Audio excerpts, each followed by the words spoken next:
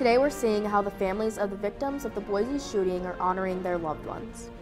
And a former Spokane chief is at the center of a national news story. Murrow News 8 starts now. From the Northwest Public Broadcasting Studios on the campus of Washington State University, this is Murrow News 8. Good evening, I'm Aspen Shumpert. And I'm Ava Wainhouse. Welcome to Murrow News 8. The family of one of the Boise Mall shooting victims hopes to bring his body home. The man who was gift shopping for his family when wounded was planning to return to his home in Mexico in 2 weeks. The 49-year-old male was a truck driver who lived part-time in southern Idaho and part-time in Zacatecas, Mexico. Relatives have started an online fundraiser to raise money to bring his body home for burial. According to NPR, a former Spokane chief and Chicago Blackhawks player came forward yesterday night about his sexual assault allegations. In a televised interview with TSN, Kyle Beach revealed himself to be the man who filed a lawsuit against the hockey team back in May.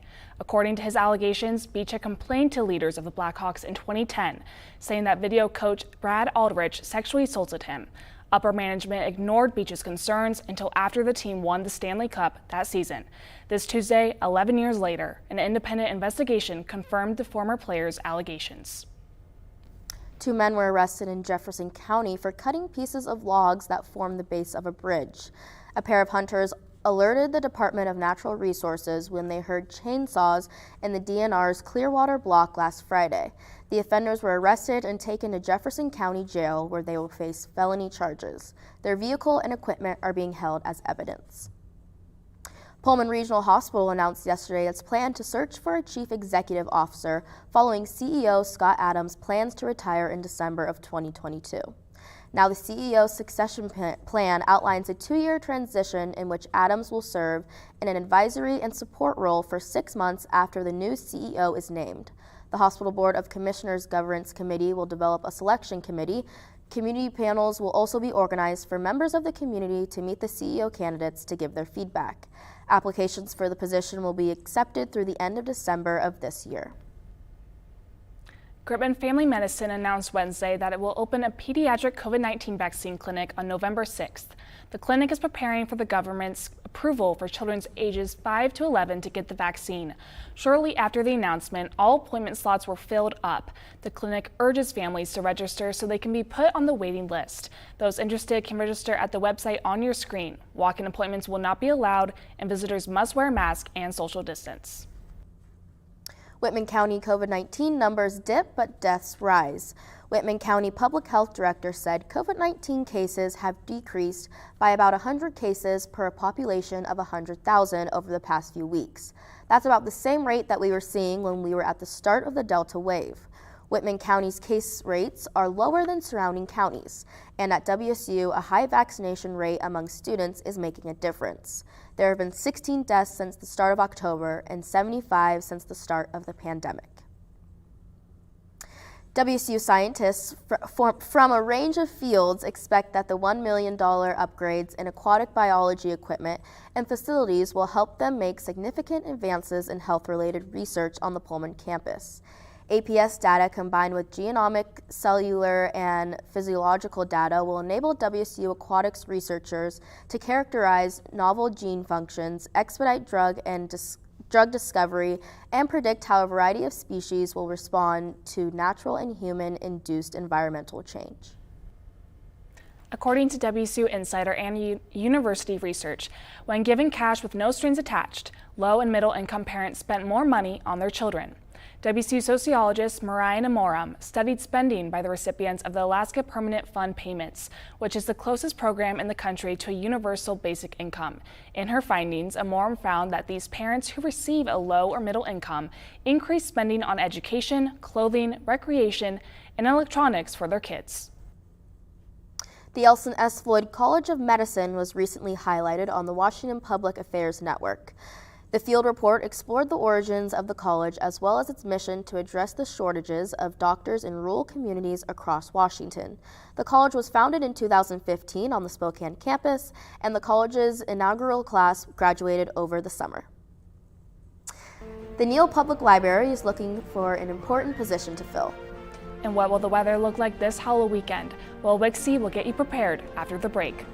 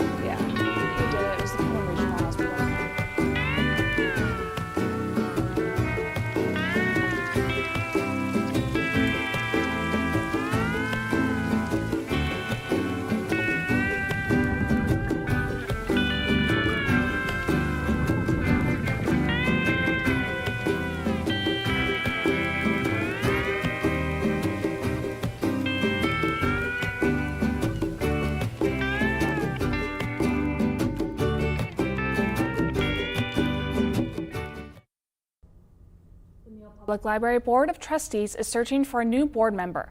Members are appointed by Pullman Mayor Glenn Johnson with the consent of the City Council. It is a 5-year term and members may serve 2 consecutive terms. Applications are available at the library and on the library's website and will be accepted until the vacancy is filled. The first round of application review begins next Wednesday. And the Moscow Eagles Lodge is hosting a haunted house for charity today through Sunday. The event starts at 7 p.m. each night and costs $5 per person. If you bring canned foods to the lodge, $2 is knocked off your bill, making a $3 entry total. All proceeds will benefit local causes. I'm hoping to stay dry this weekend for all of the Halloween festivities. Will, what can we expect? Well, Ava, I hate to tell you this, but we are expecting a few showers tonight and tomorrow. However, it might clear up for the rest of the weekend. As we look at today, nothing too out of the ordinary. High of 65, low of 45, partly cloudy. It's a little sunny in the morning, but not so much anymore. And as that sun sets around 5:39 p.m., we should be seeing a 20% chance of showers in Pullman. However, that will definitely carry into tomorrow as we are looking at rain and 80% chance for most of the day. Unfortunately, that is not the best way to start off the Halloween weekend. However, just wear a jacket. You don't have to ruin your costume on the first day.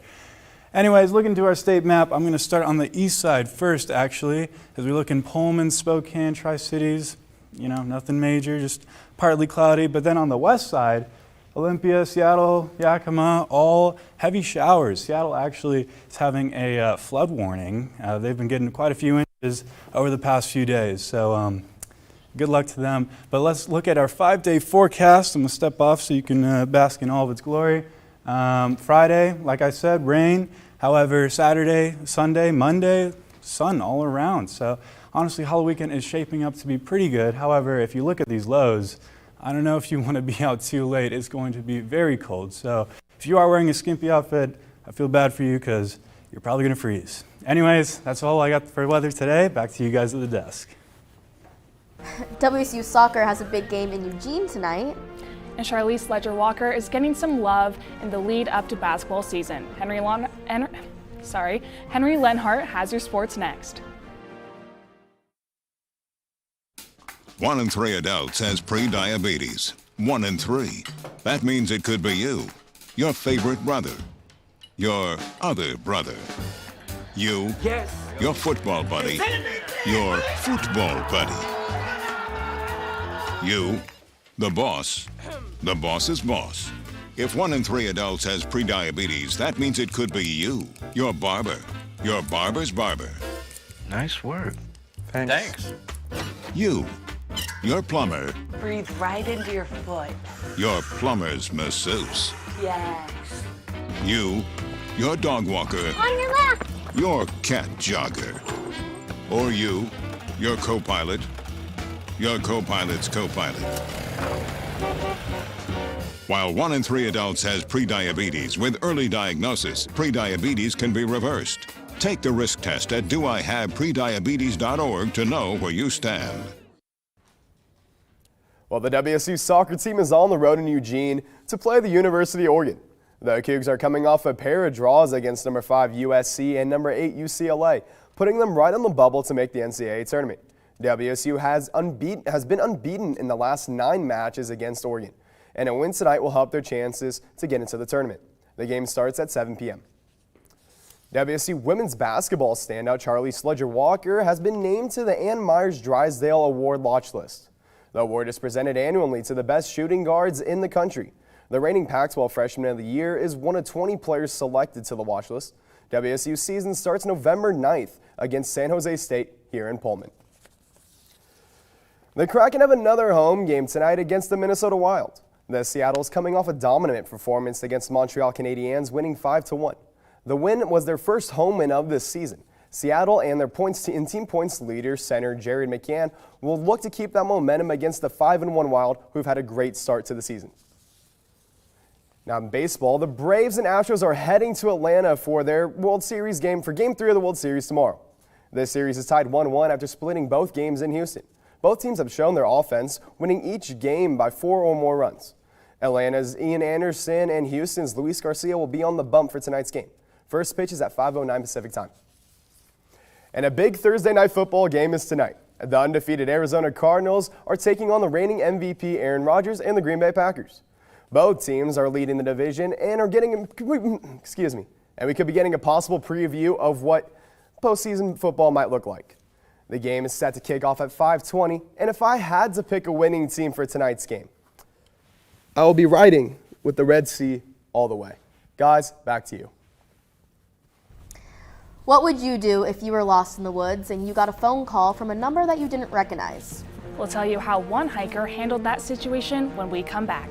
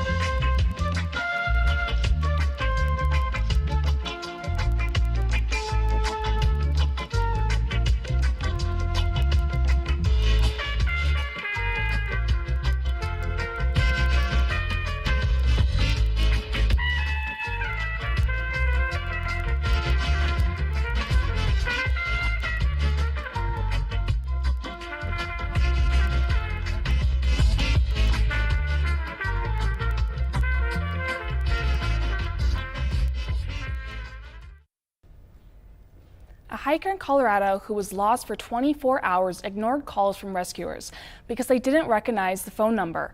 Lake County Search and Rescue began their journey to find the subject on October 18th, but had no luck. They said their multiple attempts to contact the subject via cell phone were unsuccessful, and we know why.